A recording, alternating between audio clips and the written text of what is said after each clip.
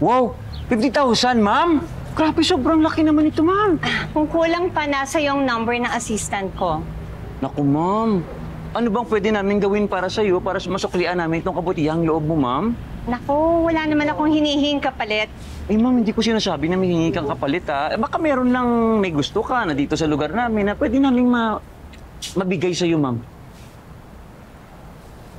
Alam mo, namimiss ako. Kasi namimiss ko sumakay ng padyak. Kasi nung mahirap ako, lagi ako sumasakay ng padyak. Pwede ko bang libutin tong lugar nyo, sakay ng padyak? Pwede, ma'am. Pwede. Inanak, princess! Liga. No! Liga. Ito, ha. Ngayong araw, ang pasahero mo sa padyak mo si Ma'am Susan. Iikot mo sa buong singkusing, okay? Ay, walang problema nung. Sige po, ma'am. Okay. Ay, teka.